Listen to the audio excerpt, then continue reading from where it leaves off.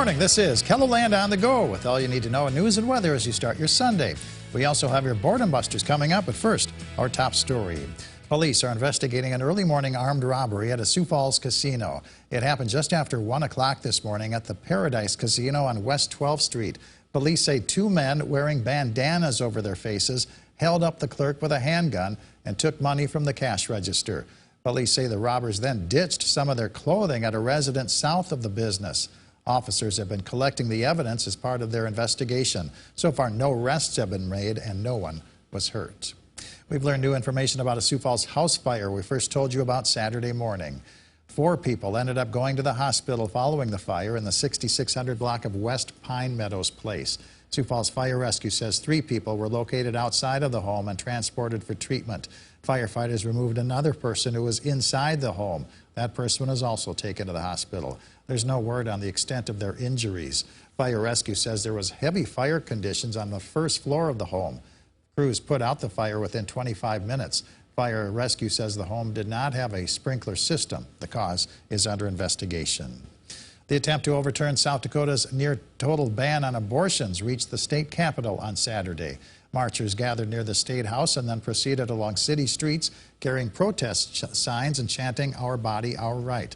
South Dakota Highway Patrol vehicles were visible inside the governor's residence's security fence and along the Capitol's Front Circle Drive.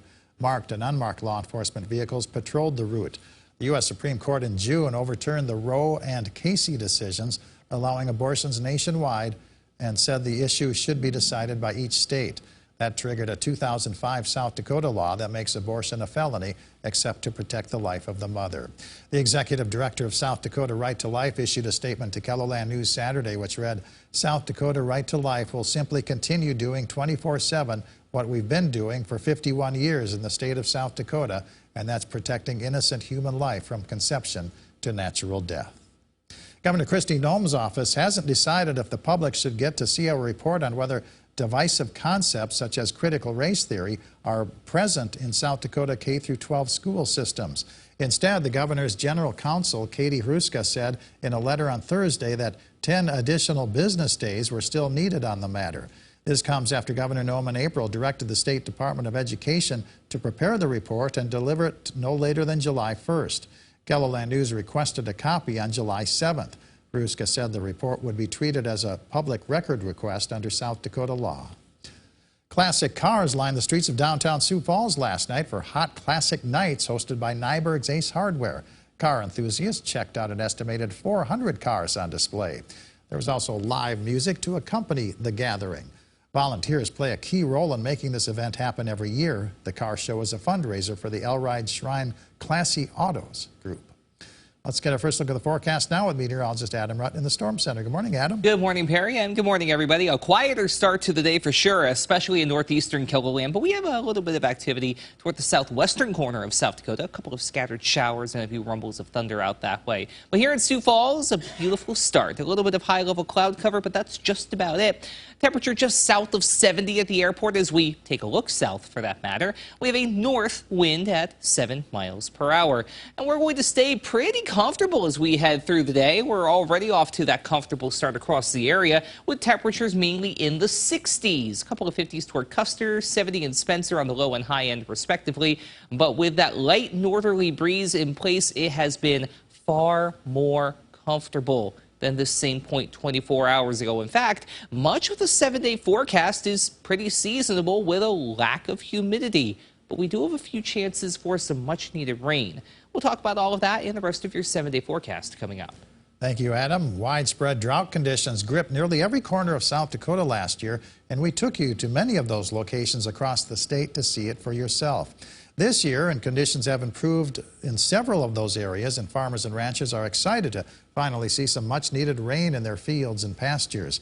In tonight's Eye on KELOLAND, Ariana Schumacher takes us to operations in Oneida, Hayes, and Pierre to find out who's gotten rain this year and who's still high and dry. Be sure to watch tonight at 10. Arts Under the Stars features the night sounds of nature and music at Hiawatha Pageant Park in Pipestone, Minnesota. Local youth, fresh from Broadway camp, will share the stage with adult performers. The gates open at 8 p.m. The performance starts at dusk. Tickets are $10 and $5 for children. Bring your own lawn chairs and bug spray. Good Earth State Park's summer concert series features a performance by Janice Gilbert. The music begins at 4 p.m. in the Park Amphitheater. The concert is free to attend, but a park entrance license is required for vehicles. The Sioux Falls Municipal Band presents Bach to the Future. Enjoy an evening of free classical music at Terrace Park starting at 8 p.m. The Canaries baseball team takes on the Kane County Cougars at Sioux Falls Stadium. First pitch is at 1:05. Flagship Pro Wrestling returns to the district near the Empire Mall in Sioux Falls. The action starts at 5 p.m. Tickets are $12 on up to $30. Movies playing at the Historic State Theater in downtown Sioux Falls include Tangled, rated PG, Princess Mononoke, rated PG-13, plus Blackwood, filmed in South Dakota, rated R. Enjoy a night of sprint car racing at Houston Speedway in Brandon. Gates open at 4:30, hot laps at 7, races start at 8. The admission is $20 for adults, $10 for children, and free for ages 12 and under. Adam? Well, we really could use a little bit more rain in a couple of portions of South Dakota, including along the Cheyenne River, northwest of Pierre, and around Clay, southern portions of Lincoln and Union County, where we have 2 bullseyes in place. Beyond that, abnormal to moderate drought conditions extending along and south of I-90 and then up toward the Mulbridge area in the Eagle Butte as well. We do have a teeny bit of rain out there this morning, but really it's not all that much, and it's mainly south of I-90 from Kadoka to Martin, points west into Custer, Hot Springs, and Edgemont. So there are those little showers and thunderstorms we've been watching. This was a bit of an organized line right along the Pennington-Custer County border. Earlier in the day, had a couple of reports of around a half an inch of rain toward the Hermosa area. So yes, we do have chances for rain in place. Yes, some areas will get some beneficial rain.